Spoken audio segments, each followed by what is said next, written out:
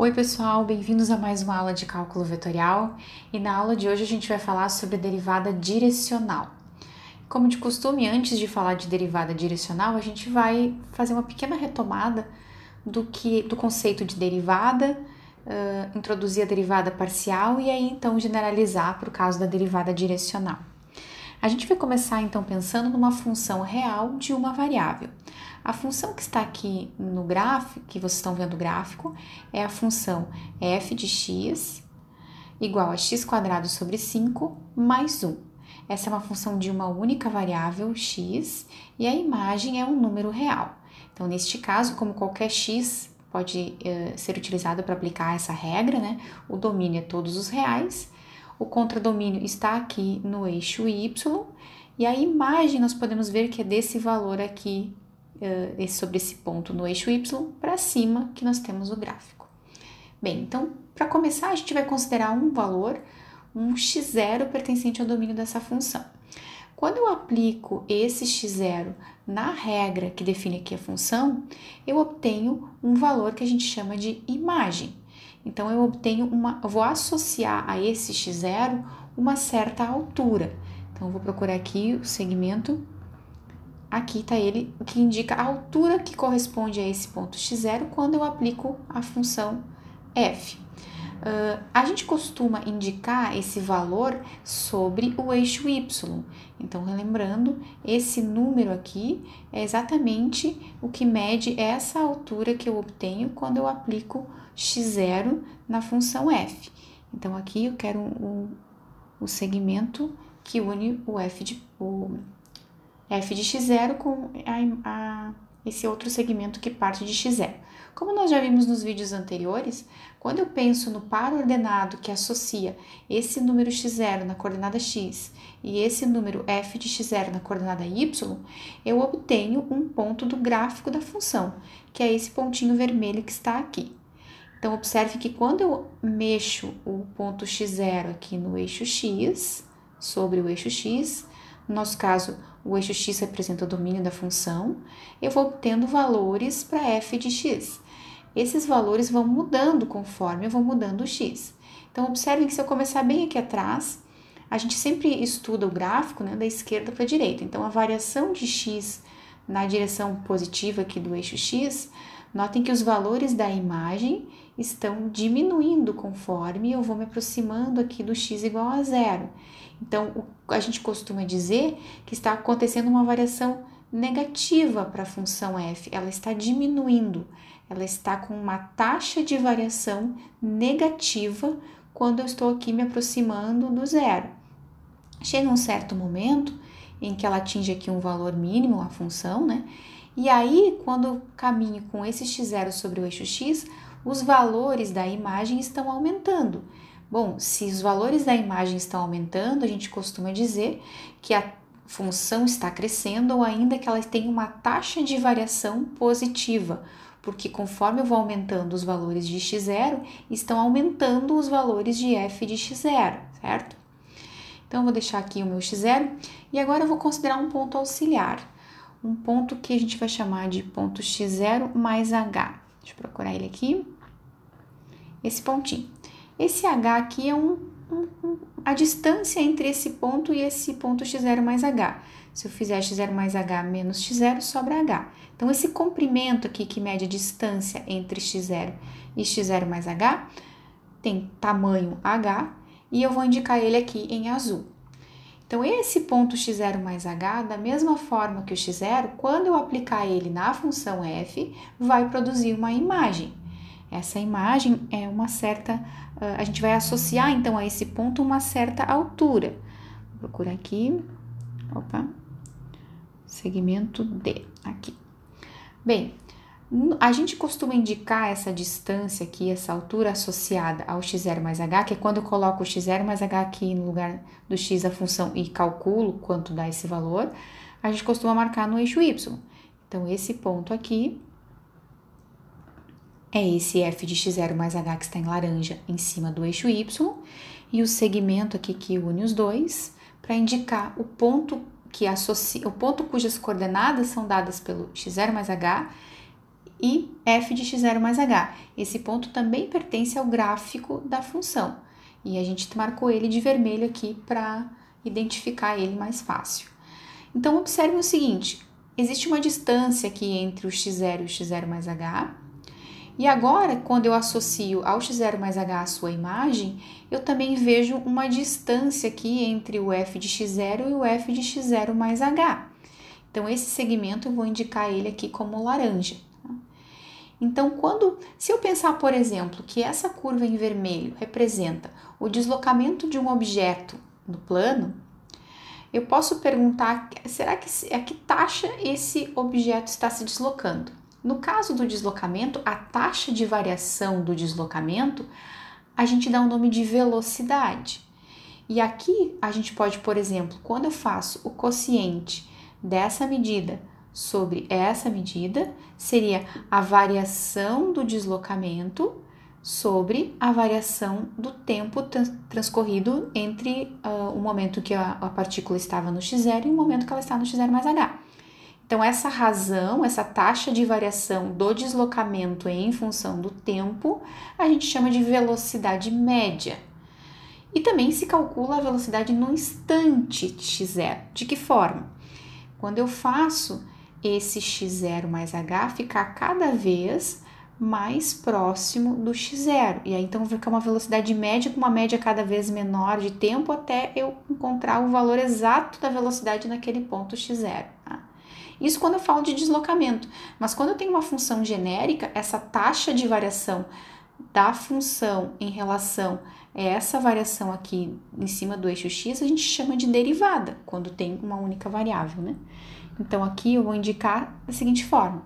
Notem que aqui eu tenho o quociente entre a distância laranja, né, que é o f de x0 mais h menos f de x0, sobre a distância entre os dois pontos aqui sobre o eixo x. Tá? Aqui, quando eu coloco esse limite h tendendo a zero, eu estou calculando a taxa de variação instantânea. Significa que eu estou fazendo esse ponto x0 mais h se aproximar cada vez mais do ponto x0, e aí o h vai ficando pequeno. Aqui tem o resultado desse quociente já quando o h vai para zero, mas aqui embaixo a gente colocou essa taxa de variação média. Notem que a diferença dessa caixinha para a caixinha de cima é que não temos o limite aqui, né? Aqui eu simplesmente fiz o quociente da variação da função sobre a variação aqui, a distância no eixo x. Então, esse quociente aqui, ele dá um número, seria uma taxa de variação média. Quanto mais pequeno for a distância entre o x0 e o x0 mais h, mais próximo aqui da taxa de variação instantânea eu devo estar. Então, quanto mais pertinho aqui, mais próximo do valor no ponto exato x0, como está calculado o limite aqui. Ok, então mais uma coisinha para a gente conversar. Vou deixar ele aqui um pouquinho afastado para ficar mais fácil de visualizar. Vamos olhar para um segmento auxiliar aqui, esse segmento e um pontinho C aqui. Por que eu desenhei esse ponto aqui? Notem que aqui eu estou enxergando praticamente um triângulo retângulo, tá? Aqui estão os dois catetos, e se eu pensar que essa distância aqui é bem pequena, esse pedaço da curva pode imaginar que ele está em linha reta aqui, né? Então, eu vou só desenhar aqui esse segmento para a gente visualizar. Então, observem que esse quociente entre essa medida e essa medida é o quociente entre o cateto desse triângulo retângulo sobre esse outro cateto do triângulo retângulo.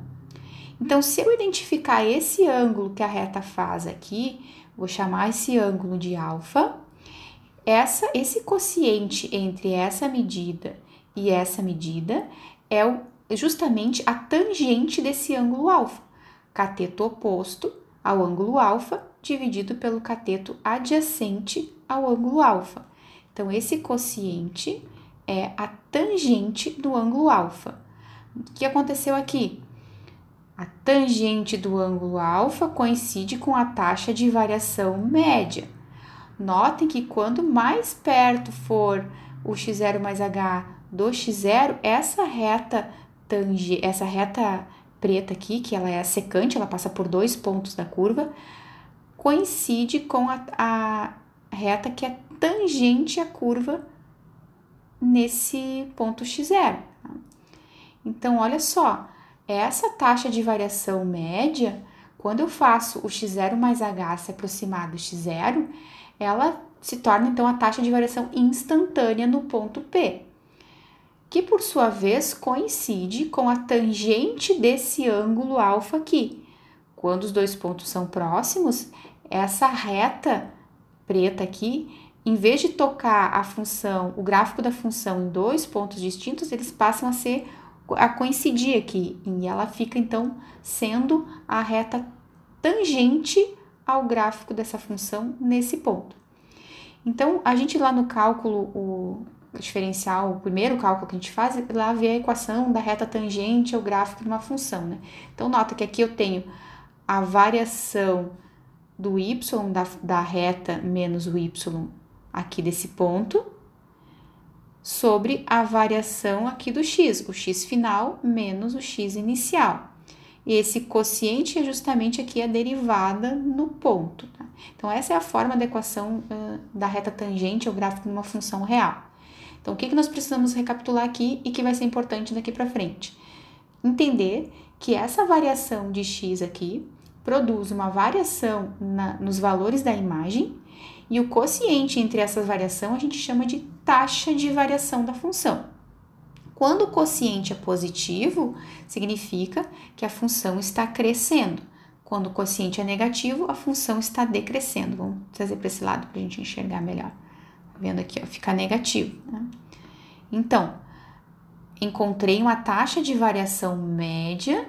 No limite, ela fica uma taxa de variação instantânea, que para funções em geral, a gente chama de derivada da função num ponto.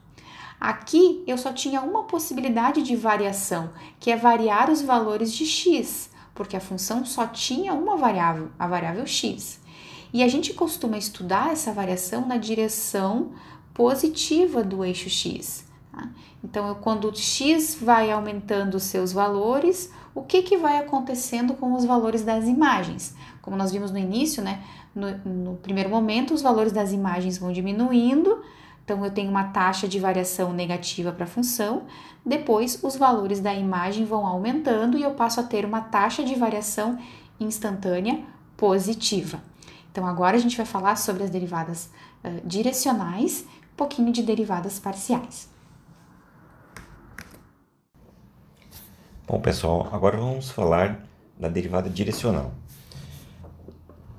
Para a gente conseguir visualizar o que é uma derivada direcional, eu escolhi aqui a seguinte função: f de xy igual a f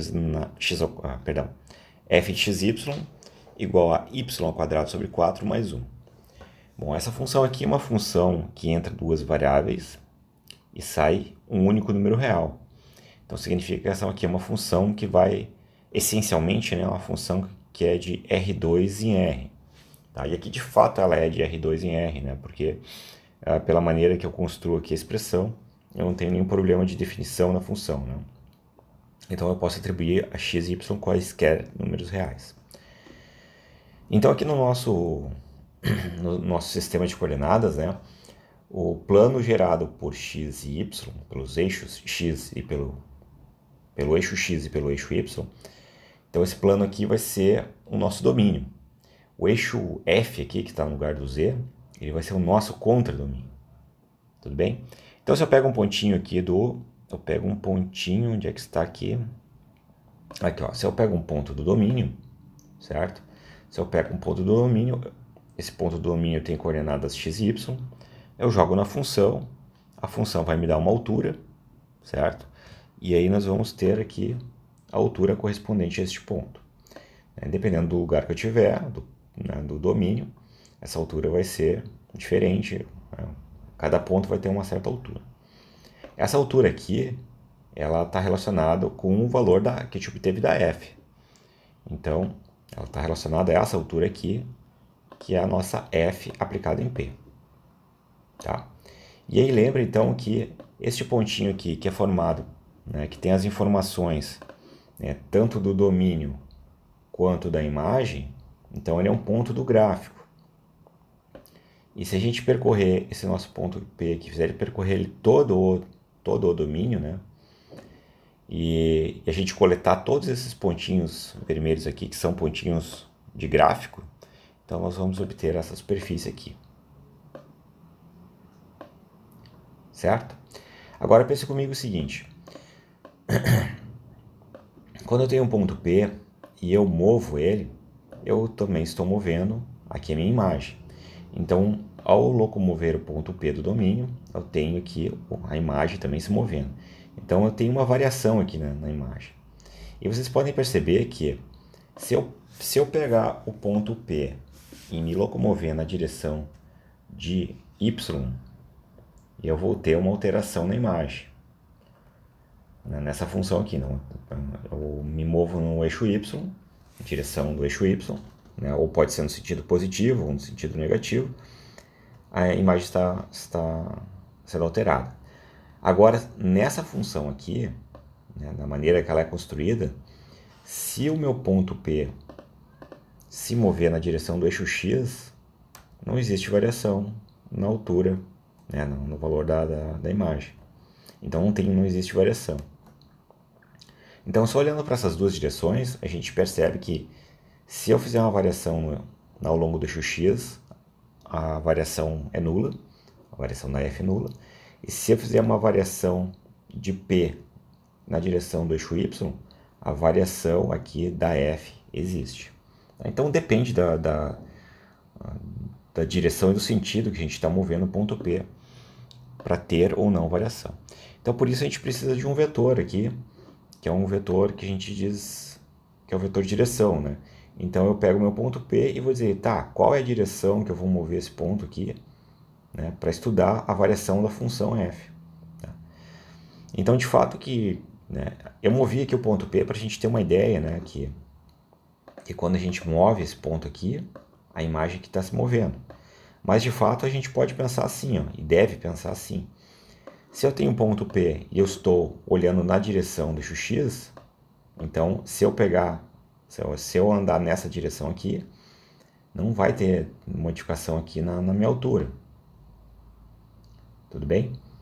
E se eu pegar numa outra direção, aí então, né, nessa função aqui eu vou ter uma variação na altura, se eu andar nessa direção aqui. Tudo bem? Bom, e como é que a gente faz então agora para a gente começar a chegar na fórmula, né, da derivada direcional e entender ela um pouco melhor? Então olha só, a gente vai pegar um ponto P, tá? Vamos deixar ele agora fixo, então esse ponto P aqui tem essa altura correspondente nesse valor de f, e a gente vai tentar entender qual que é a variação, né, da função, então a variação dessa função aqui, que está no ponto P, quando a gente pegar a direção do vetor U.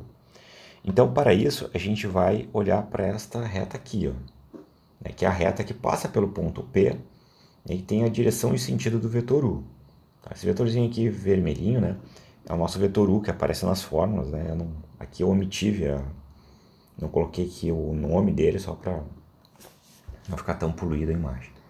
Essa reta aqui é uma reta parametrizada, né? Aqui para nós, aqui nesse vídeo, eu estou colocando esse nome aqui só para ele ficar compatível com o que a gente estuda na apostila, nos livros, né? Porque essa reta aqui a gente tem que parametrizar ela, né? A gente viu nos vídeos anteriores como parametrizar retas, né? Então aqui a gente pega esse ponto, esse vetor, e consegue parametrizar aqui essa reta aqui, certo? Aí então, o que acontece? Ó? Se eu pegar toda essa reta aqui e aplicar na função f, se eu aplicar aqui na função f, eu vou ter uma curva aqui em cima, né, que corresponde a cada um dos pontos dessa reta. Eu vou ter exatamente essa curva aqui. Ó. Faz sentido isso, gente? Ó, essa curva aqui de cima, aqui vai ficar ruim de enxergar. Ó. Essa curva aqui de cima, em vermelho, ó, ela tem o x e o y iguais dessa reta aqui de baixo. Só que também agora tem a terceira componente, que é a altura, que é dada pela f. Tá? Eu vou omitir essa informação aqui só para não poluir demais, tá? E eu acho que, nesse momento aqui, acho que eu vou A de baixo eu posso deixar aqui, acho que não vai poluir tanto. Não, acho que vai sim. Eu vou omitir aqui também. Omitir o rótulo. Tá? Mas tenha em mente então que essa aqui é a nossa reta R de t. E essa aqui é a curva gerada a partir dessa reta aqui de baixo. Bom, então eu vou pegar um ponto sobre essa curva, que está aqui, ó. E este ponto aqui, olha só o que ele é. Esse ponto aqui ele está sobre, né? Esse ponto aqui está sobre a reta, perdão, acho que eu falei curva agora há pouco, né? Então eu vou pegar um outro ponto aqui sobre essa reta. Esse ponto aqui ele é uma variação do P. Ele é o P que vai andar na direção no sentido do vetor U, né? Aqui eu botei o vetor U normalizado. E o que ele vai andar, então, é esse parâmetrozinho t aqui. Então, esse t nada mais é do que a distância que eu tenho daqui até aqui. Ó. Esse t é exatamente este valor aqui, ó, que está em azul, certo? Então, se esse aqui é o ponto P, este aqui é o ponto P mais t, que é este comprimento aqui, na direção no sentido do vetor V normalizado. Agora, este ponto P aqui, esse ponto P é mais um acréscimo, né? Ele também tem, né? Se eu pegar esse aqui tudo, na verdade, é uma componente x e uma componente y. Então eu jogo aqui na função e eu também vou ter uma altura correspondente a ele, né? Quando eu jogar aqui na função. Ou seja, esse cara aqui tem um x e um y, eu jogo aqui na função, obtenho uma altura e esta altura está aqui. Vamos ver aqui. Essa aqui é a altura dele. Que corresponde a esta altura aqui, este valor da f aqui. Então, este pontinho aqui, né, é a f, a função f aplicada no ponto P mais esse incremento, vamos chamar assim. Tá?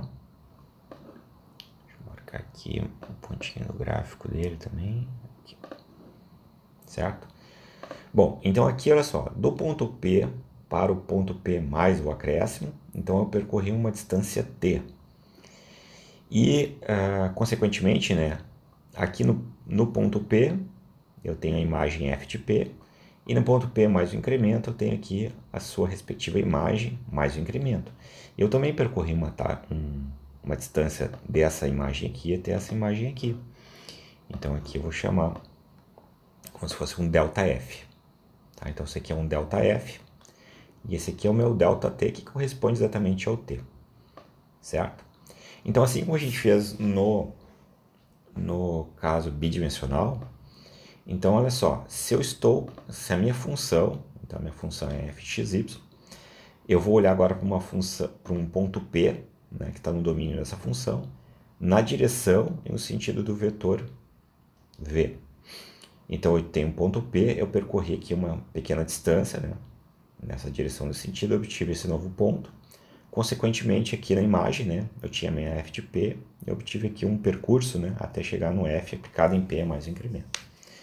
Então, se eu pegar essa distância aqui, ó, que está em laranja, e dividir por essa daqui, eu já vou ter aqui uma taxa de variação. É uma taxa de variação da função f. Só que ela não é uma taxa de variação instantânea, né? Se a gente lembrar lá das aulas, o que a gente tem definido como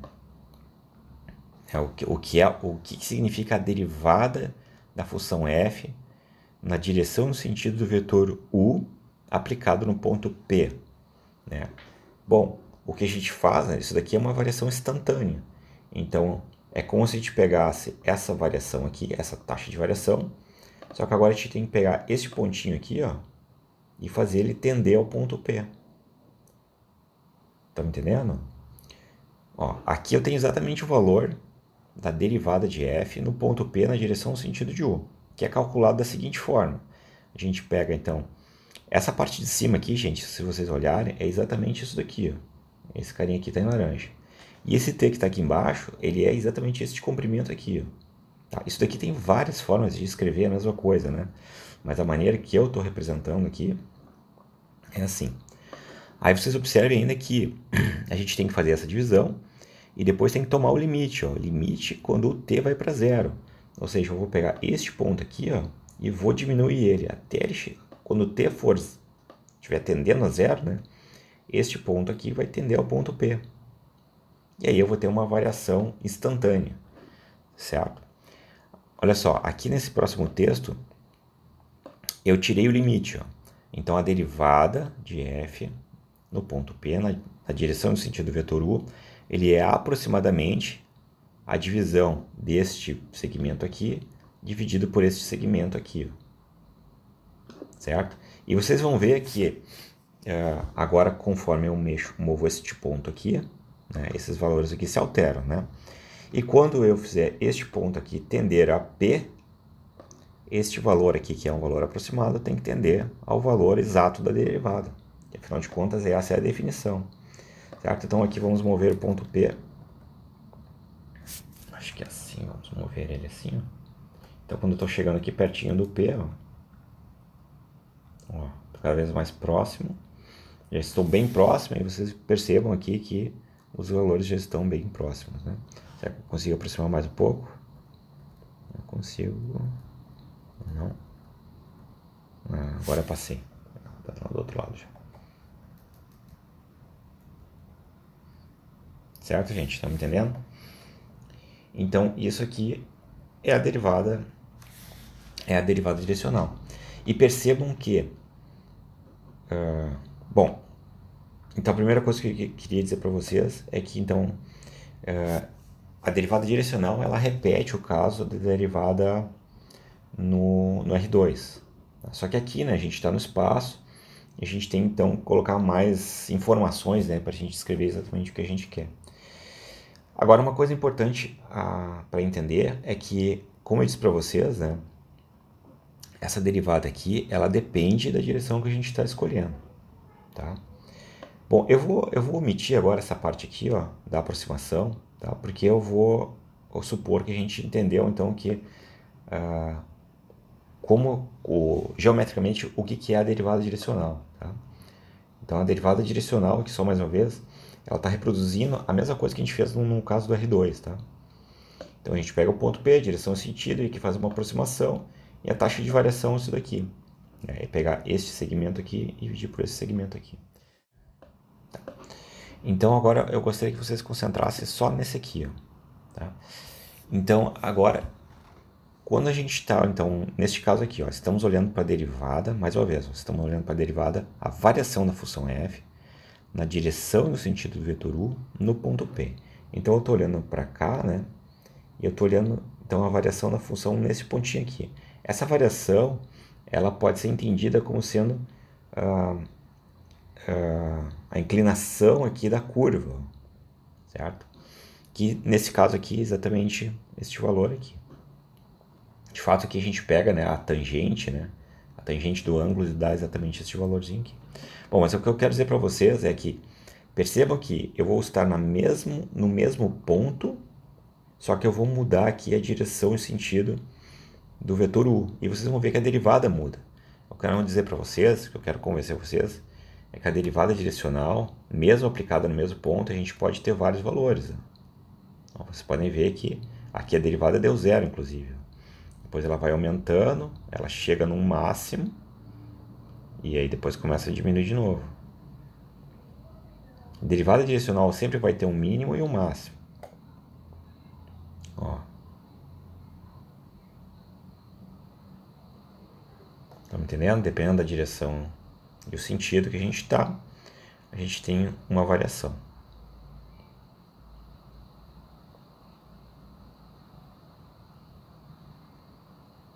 Tá, agora vamos ver o seguinte, ó. Vamos tentar entender, olhar mais uma vez geometricamente.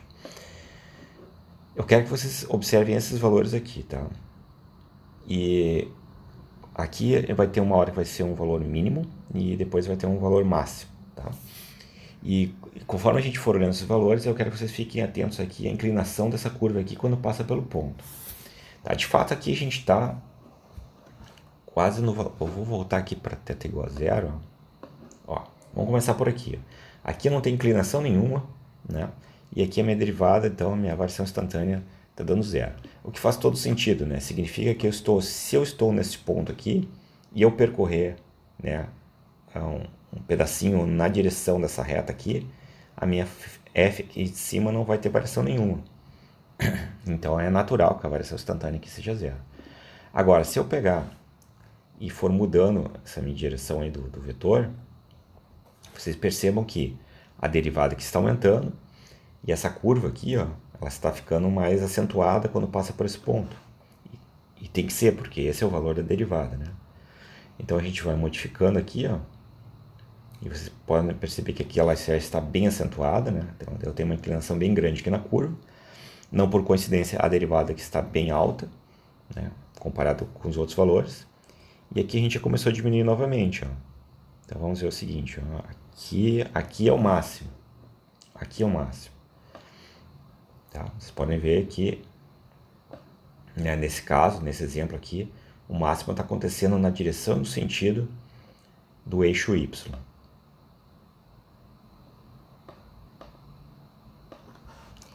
Bom, aí eu vou continuar aqui mexendo no nosso vetorzinho, né? E vocês podem perceber que a derivada está diminuindo e a inclinação da curva está diminuindo também. Ó. Se a gente olhar essa inclinação da curva passando por aqui, ela está diminuindo. Vai diminuindo, diminuindo. Chegou em zero, novamente. Né? Antes o vetor aqui apontava para este lado, agora o vetor está apontando para lá. E agora eu vou continuar, né? E agora eu estou tendo valores negativos. Estou tendo valores negativos para a derivada. E onde será que vai acontecer o mínimo? Vamos olhando aqui, ele continua diminuindo, diminuindo. E agora, ó, atingimos o menor valor possível. O menor valor possível está para cá.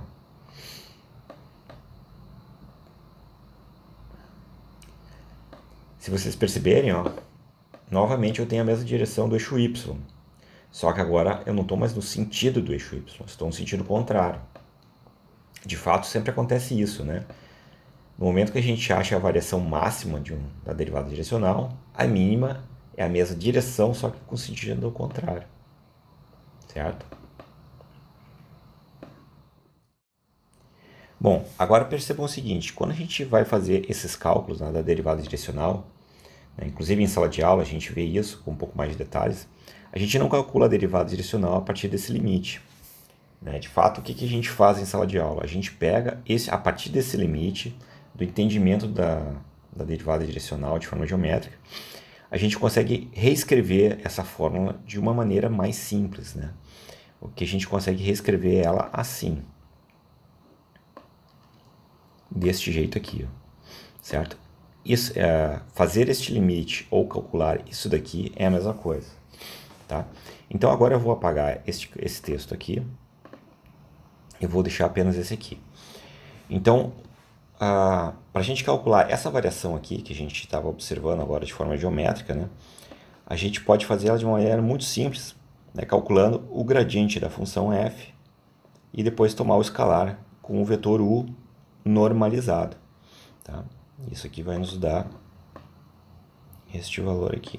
Vamos diminuir um pouquinho aqui para a gente enxergar. Aqui. Tá? E aí vocês percebam o seguinte, ó, uma outra coisa aqui legal da gente olhar para o gráfico, para a gente tentar se convencer um pouco melhor, né, de por que essa fórmula aqui funciona. Vocês observem que se eu colocar ela aqui com θ igual a zero, então eu vou estar exatamente na direção do eixo x, ó, direção e sentido do eixo x, direção e sentido do eixo x. Então, pela minha fórmula, eu tenho o gradiente vezes o vetor escalar, né? Esse vetor uzinho aqui. Só que agora o u normalizado, ele é o vetor 1, 0. Quando eu fizer o produto escalar com o meu gradiente, vai sobrar simplesmente a derivada de f, né? Parcial com relação a x. Ou seja, a derivada direcional, quando a gente pegar o u na direção no sentido do vetor do eixo x, ela vai se resumir exatamente a derivada direcional de f, né? A derivada parcial de f com relação a x. De forma análoga, né? Se a gente pegar na direção do eixo y, deixa eu colocar aqui assim, ó, π dividido por 2. Então, olha só, agora estou em ponto P, direção e sentido do eixo y, certo? Quando eu venho aqui para a fórmula, então eu tenho o gradiente vezes o vetor escalar, o vetor u, normalizado, só que agora o vetor u normalizado é o vetor 0, 1. Quando fizer o escalar deste vetor pelo gradiente, vai sobrar simplesmente a derivada parcial de f com relação a y, certo?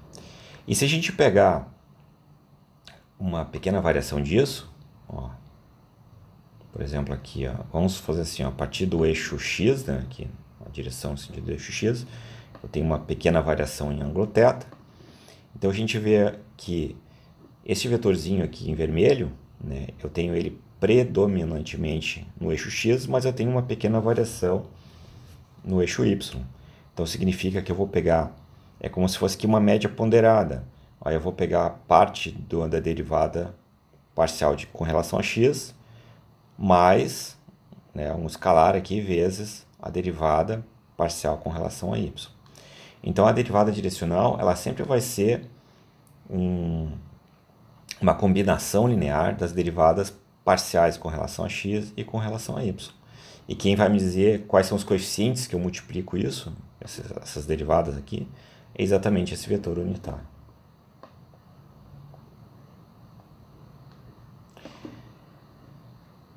Bom, antes de encerrar, só para a gente visualizar, né?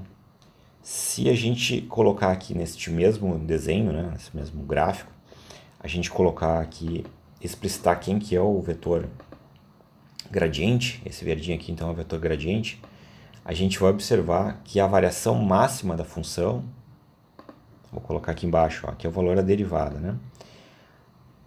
O valor máximo da função, o valor máximo da derivada direcional da função vai acontecer quando o u, o nosso vetorzinho u, ele estiver na direção e no sentido do gradiente.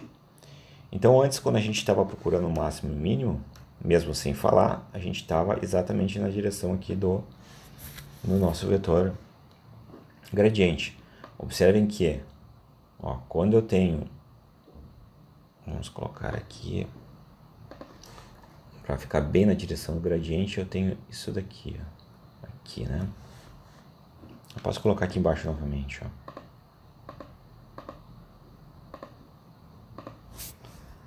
Θ igual a π, tá? Isso mesmo que eu queria.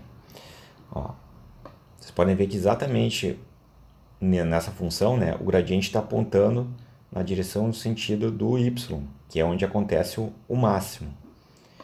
O mínimo ele vai acontecer quando esse vetorzinho u ele tiver a mesma direção do gradiente, só com o sentido contrário. Então vamos lá. Estaria neste sentido aqui, ó. Opa, do outro lado. Aqui. Aqui eu vou ter o mínimo. Vocês podem ver aqui, ó. Aqui embaixo é o mínimo. Mínimo possível.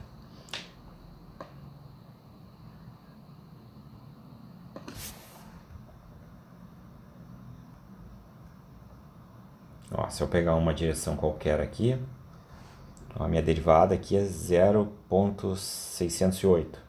Aí se a gente for andando aqui, chegando na direção do gradiente, né, a gente vê que esse valor aí vai aumentar, porque aqui, quando estiver na direção do gradiente, a gente vai ter o valor máximo.